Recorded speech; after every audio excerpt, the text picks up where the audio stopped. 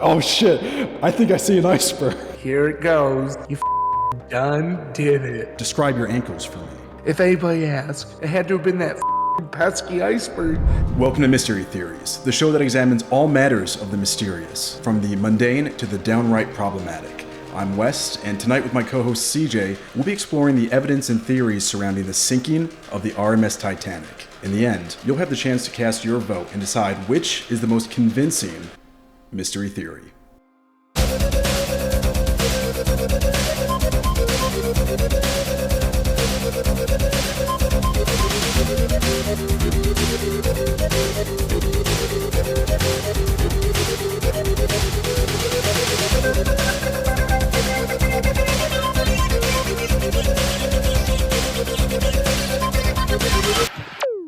CJ, what do you think the topic is today?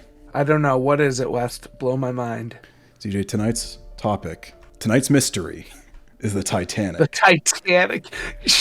What really happened to the Titanic? Jesus. I was going to say something about September 11th, but nope, Titanic. No, we're not talking about an open and shut case like how Bush did 9/11. We're talking about something that has a real mystique to it. Okay. Oh, hold on. You're thinking there's a conspiracy theory that goes for the Titanic? I'm not thinking there's a conspiracy theory for the Titanic. I'm thinking there's 6 conspiracies for the Titanic. Holy shit. So to start off with, CJ, I'd like you... Wait, hold on. I fucked this up. All right, CJ, can you... I don't think this is going to work. Oh, this bit's not going to work at all. I was going to have you show me on the map where the Titanic sunk. It's right over where you just had the axe. God damn it. Yeah, all right. Up the bit. I fucked up the bit. God damn it. Yeah, so it's kind of down from Newfoundland until you get to about the same parallel as New York. That's where it is. So this is part of the North Atlantic. So the Titanic was constructed at the Harland and Wolff shipyard in Belfast, England. Construction for the Titanic began in 1909 and completed in 1911. The ship was built by Harland and Wolff for the company White Star Line. So the White Star Line is the owner of the Titanic, the RMS Titanic. RMS stands for Royal Mail Ship. The design was overseen by the shipyard's chief naval architect, Thomas Andrews, who was actually present on the Titanic during the sinking, and he died in that disaster. Damn. Yeah, it's tough to be the guy that was like responsible for it as it's going down. Like, you think people were like asking for a refund? Like, dude, now's not the time for that. Well, you know what he said though when he got on the Titanic? Said not even God could sink the ship. And the minute he said that, it was like, dude, here it goes. You fucking done did it. You should have just been like, I think this is a pretty decent ship. a little modesty goes a long way. April 10th, 1912. So the RMS Titanic set sail from Southampton, England on her maiden voyage to New York City. Yeah, so it made 2 stops in Europe before departing for New York. So the first few days were pretty uneventful. And then April 14th, things get a little different. Morning and afternoon, the Titanic received multiple ice warnings from other ships, indicating the presence of icebergs in the North Atlantic, but she continued at full speed. At 11:40 p.m., lookouts spotted an iceberg directly in the Titanic's path. First Officer William Murdoch ordered the ship to be steered around the iceberg and the engines to be stopped, but it was too late. The starboard side of the Titanic struck the iceberg, causing significant damage below the waterline. They say if the Titanic would have hit the iceberg straight on, it was built to sustain that kind of damage, and it probably would have been fine. So you're saying William Murdoch, he done fucked it up. Yeah, the captain was asleep. Yeah, the guy that actually called the shot that sank the Titanic was the second in command. Shit, and the captain still went down with the ship?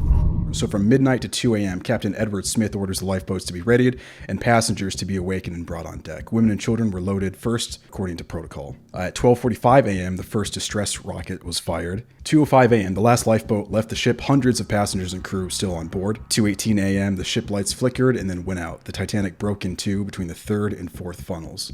Then at 2:20 a.m., the Titanic sank bow first into the North Atlantic Ocean. More than 1,500 people remained on board. So here's a little map of the Titanic and other nearby ships. Holy shit, 10 to 20 miles. That's pretty close, right? That Californian's very close, like within sight.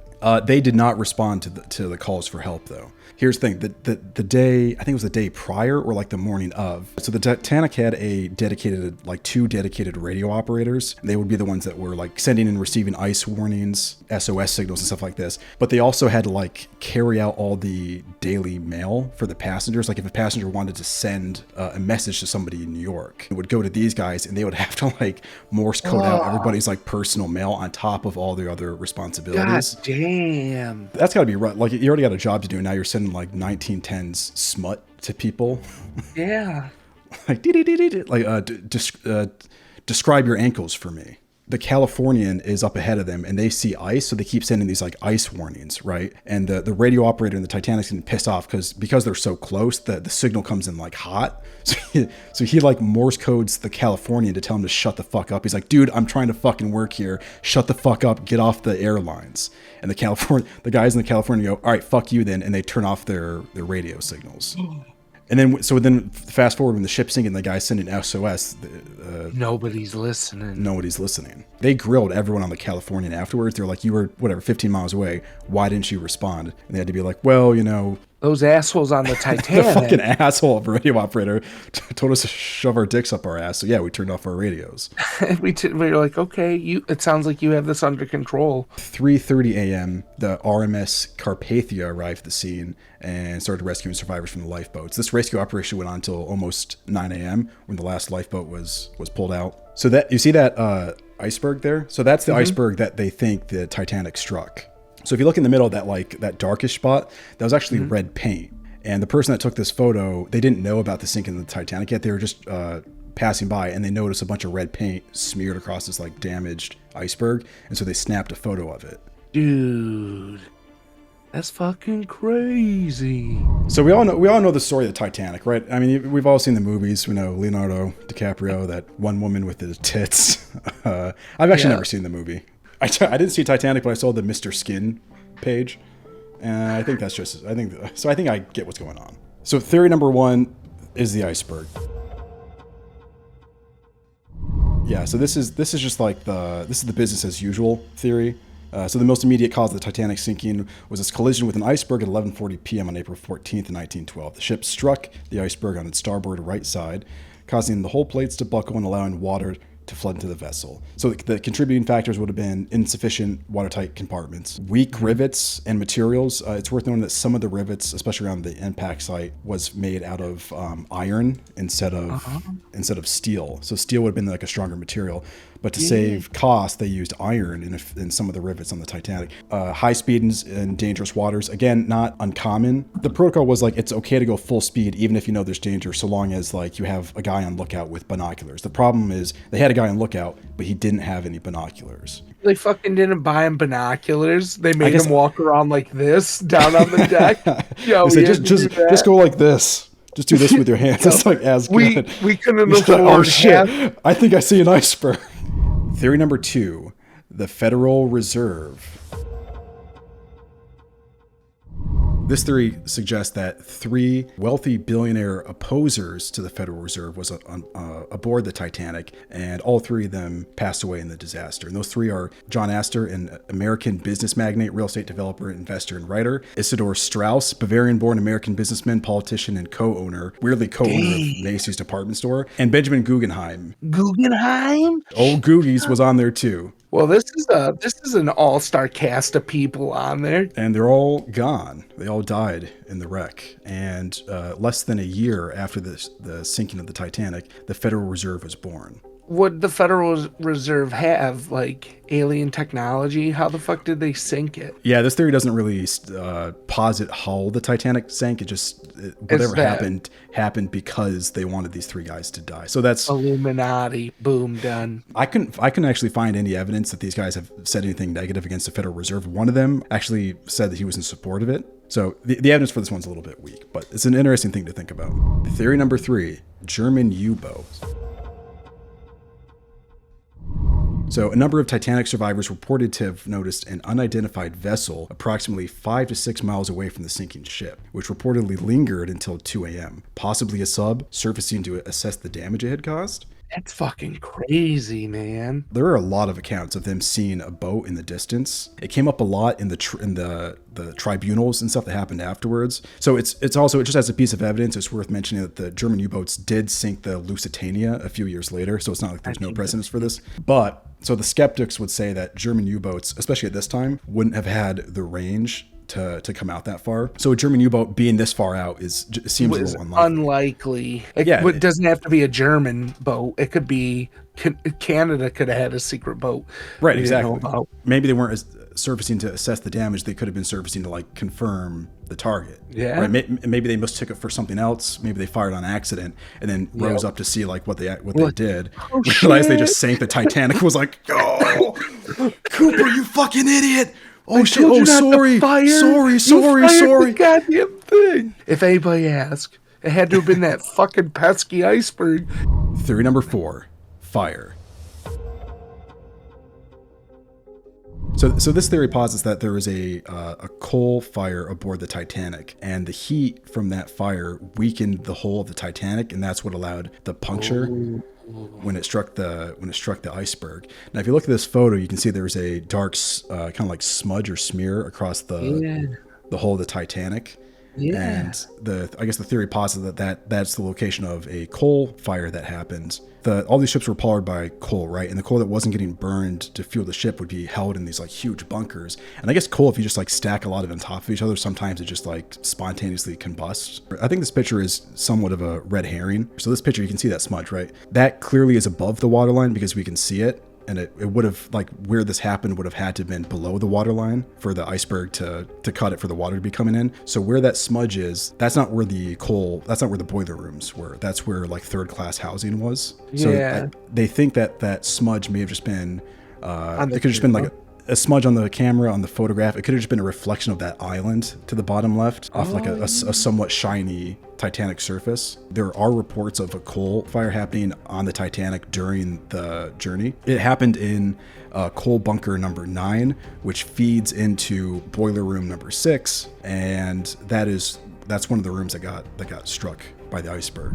So if that wasn't weakened from the fire, there's a possibility that iceberg wouldn't have cut through that bunker, which would have been the last one. So I don't know, like people that know things about Titanic seem to think that coal fires aren't that uncommon of a thing, and that kind of heat wouldn't have been enough to actually pose any real harm to the Titanic's hull. Which, by the way, I didn't realize there was there's like a cottage industry of YouTubers that just do like Titanic videos, and they're all like modern day dandies. Like they got their suit and tie, and they're good boys basically. Like they're dressed like good boys. They got their good boy haircut and their good boy outfit on, and the good boys do not like any conspiracy theory whatsoever. If the good boys find this video, they're not going to be happy. They don't like these videos. They don't like these videos. The good boys do not like these videos. This is a video for bad boys. You probably shouldn't